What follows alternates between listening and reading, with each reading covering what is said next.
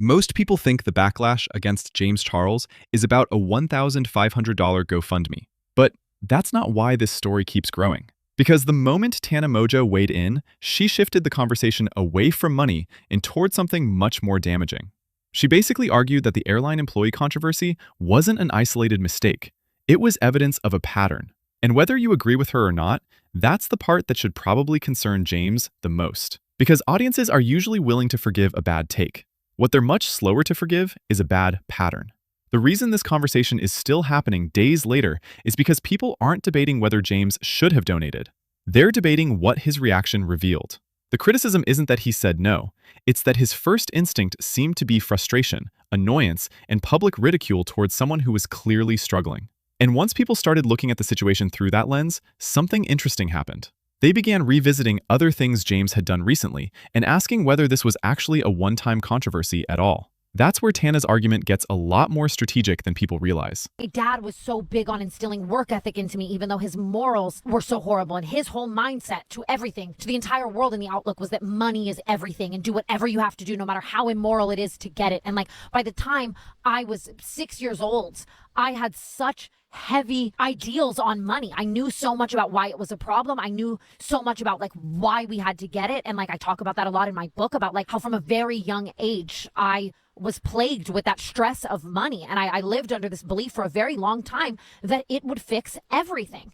And I would be lying if I said that it didn't fix a lot of things. The stress of having no money is unlike any other stress I've ever experienced in my life. I've experienced different stresses and maybe things that were bigger problems to deal with so many other moving parts and stuff, but nothing is like the rain cloud that engulfs you of just going through life in black and white when you have no money and you have no idea how to get your next meal, and the fear that you have to live in constantly, and the fight or flight, the genuine fight or flight to get to your next dollar, to be able to just live on this earth. And when I experienced that fear, that was over 10 years ago. And today's society, it is so much harder to get a job. It is so much harder to pay for things, the prices of gas and the prices of food. I can't even imagine what it would have been like for me at the time in my life where I couldn't afford food, or I couldn't afford gas, or I couldn't afford anything, if I couldn't have been able to get a job, or if things were 10 times the price. I can't even fathom how much harder it would have been for me. And that is why I have such an empathy for anyone going through that right now. And then I ended up getting money. And I think that all was very interesting for me as well, because obviously I then immediately, upon receiving money, realized how evil money makes people. And then I watched my parents and my family and lots of other people in my life. I mean, my first ever boyfriend blackmailed me for $76,000, and I had to pay him, and my bank account went right back down to zero. And then I was right back in my fear again, trying to figure out how to make the money. And then I got to see what money would make people do to other people. Because during her podcast, she didn't spend most of her time arguing about the donation itself. Instead, she connected this controversy to something that, on the surface, seems completely unrelated: James recently looking for employees. At first, those sound like two separate stories. One involves a former airline employee asking for help. The other involves hiring. But Tana believes they're connected by the same underlying issue. And once she explained why, the conversation changed completely. A few weeks before this backlash exploded, James publicly complained that hundreds of people applied for a position incorrectly after he asked followers to submit resumes, videos, and ideas for his social media content. Does Gen Z genuinely not know how to use critical thinking skills? Like, do we not know how to solve problems or follow instructions? I want to blow my brains out. I specifically explained how to apply. I said, if you think you're qualified, if you think you'd be great for this job, here's the email address to reach out to that me and my team are going to be looking through. Include your resume and attach an application audition video. I said, tell me your name, tell me why you think you'd be good for the job, send any examples of previous work that you've done, and include 3 ideas of what you would do if you were running my social account. I think I got 276 applications in total, which I was thrilled about this morning. I was like, oh my God, I'm gonna have so much fun looking through these. Like, imagine my smile going to a frown this morning as I had to literally delete over 260 emails. To worse, there were so many girly pops that were commenting on yesterday's video being like, oh my God, me, I think I'd be amazing for this. And when I looked through their social accounts, I was like, yeah, honestly, a lot of you guys could be great for this. So I started going through and liking their comments and commenting back to some of the girlies being like, oh my God, yes, like, can't wait for you to apply. Yes, send in your application. Can't wait to see what you come up with. I can't even tell you how many of those girly pops then went and messaged me saying, hi, James, I saw your comment. Where do I apply? Oh my God, great question. Where do you apply? You f***ed, because you're fired. You're not getting the goddamn job because clearly you have 0 critical thinking skills, 0 intuition, 0 ability to problem solve, and now you're annoying me. He expressed frustration that very few applicants followed the instructions exactly as requested. On its own, that's not necessarily controversial. But Tana focused on one specific detail. James wasn't just asking applicants to introduce themselves, he was asking them to submit creative ideas. And that's where she saw a contradiction.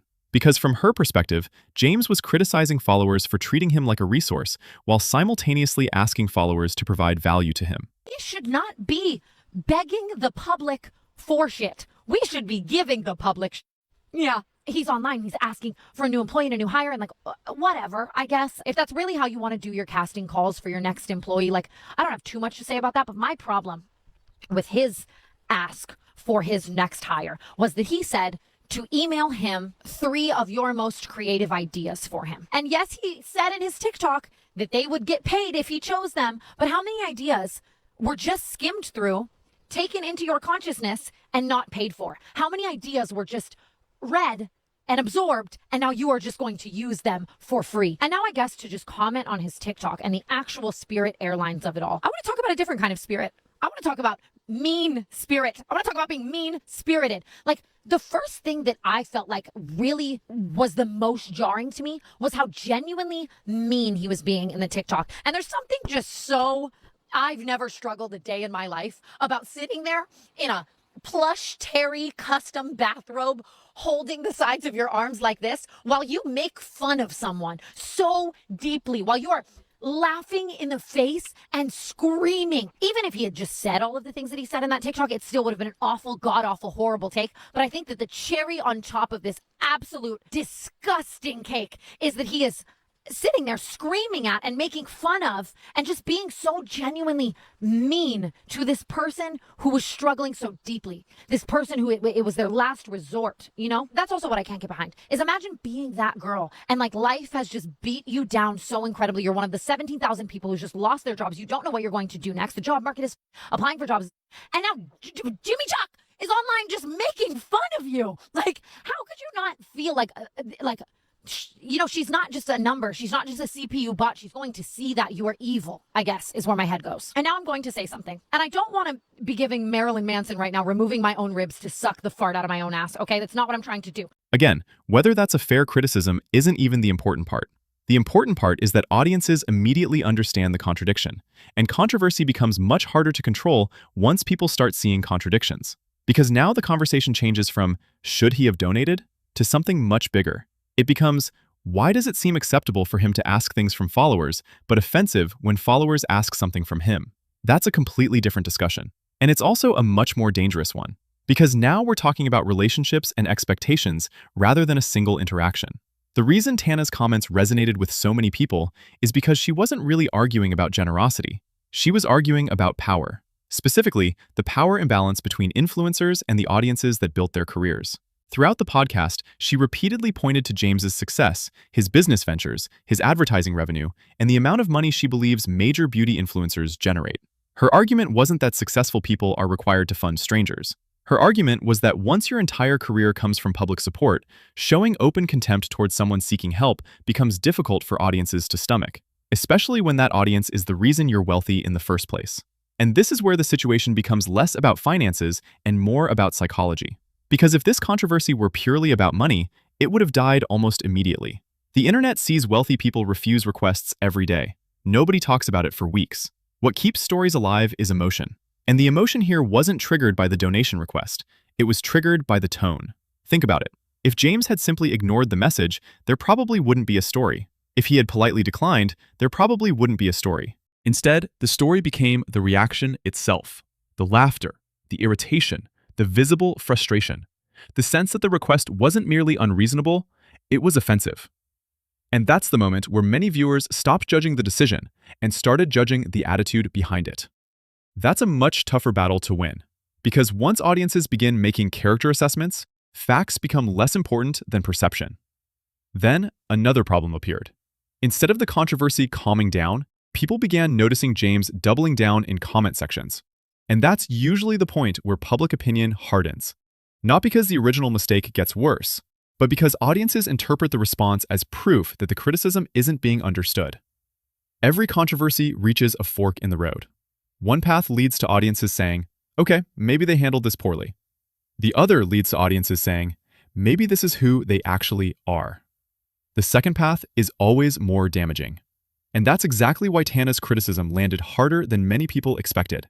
Because she wasn't attacking a single video. She was challenging the image James has spent years building. For a long time, James's brand relied on accessibility. He wasn't just selling makeup, he was selling connection, community, relatability, the feeling that followers mattered. But controversies like this create a competing narrative, one where the audience starts asking uncomfortable questions. Does he actually appreciate the people who support him? Does he view followers as a community, or does he view them as useful when they provide engagement and irritating when they need something in return? Those questions are far more dangerous than any single scandal, because scandals come and go. Narratives stick. And the reason this story still has traction isn't because people are calculating whether a donation should have happened. It's because they're trying to figure out what this situation revealed. And once audiences begin questioning the relationship between an influencer and the people who made them famous, every future controversy gets filtered through that same lens. That's when a reputation problem stops being about one bad week and starts becoming part of the story people tell about you going forward.